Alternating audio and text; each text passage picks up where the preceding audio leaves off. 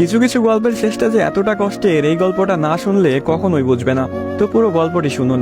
একটি 19 বছর বয়সী মেয়ে তার প্রেমিকের কাছে গিয়ে বলে, আমার 20তম জন্মদিনে তুমি আমাকে কি উপহার দিবে? ছেলেটি মুচকি হেসে বলল, এখনো তো অনেক সময় আছে, আর সময় হলে তুমি তোমার জন্মদিনের উপহার পেয়ে যাবে। বেশ কিছুদিন যাওয়ার পর একদিন হঠাৎ করে এই মেয়েটি অজ্ঞান হয়ে যায়। বাসার সবাই বেশ অস্থির হয়ে যায়, কিছুই বুঝে উঠতে পারছিল না কেউ কি হয়েছে মেয়েটার। তারপর সবাই মিলে তাকে হাসপাতালে নিয়ে গেল।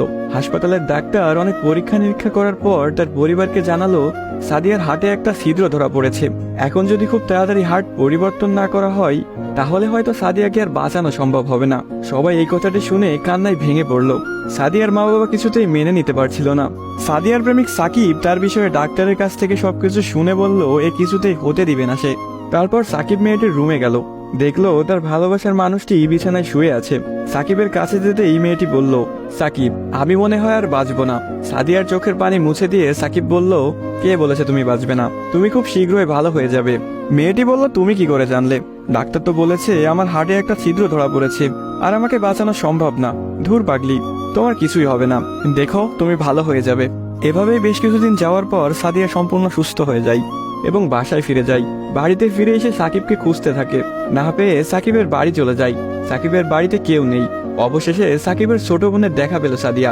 কিরে, তোমার ভাই কোথায়? সাকিবের বোন কোনো কথা না বলে হাতের ইশারা করে সাকিবের রুমটা দেখিয়ে বলে উঠল, টেবিলের উপরে আপনার জন্য একটা চিরকুট রাখা আছে। সাদিয়া কথাটি শুনে রুমে গিয়ে চিরকুট হাতে নিয়ে পড়তে শুরু করলো। প্রিয়তমা, আমি জানি যেদিন তুমি এই চিরকুটটি হাতে পাবে সেদিন তুমি সম্পূর্ণ সুস্থ হয়ে যাবে, সবকিছু ঠিক হয়ে যাবে আগের মতো, যেমনটা আমি তোমাকে বলেছিলাম। আমি বলেছিলাম না কিছু হবে না, দেখছো তাই হয়েছে। তুমি আমার কাছে 20তম জন্মদিনের উপহার চেয়েছিলে না? অনেক ভেবেছি, কিন্তু তোমাকে কি উপহার দিব ভেবে পাচ্ছিলাম না। তোমার অসুস্থতার কথা যখন ডাক্তারের কাছ থেকে শুনলাম, যখন বললো একটা হার্ট খুঁজতেছিল, তখন মনে হলো তোমার জন্য এর চাইতে ভালো কোনো উপহার হয় না। আমার হার্টটাই ছিল তোমার জন্য শ্রেষ্ঠ উপহার, যা আমি তোমাকে দিয়ে গেলাম। মন খারাপ করো না, আমি আকাশের ওই উপর থেকে তোমাকে সব সময় দেখব।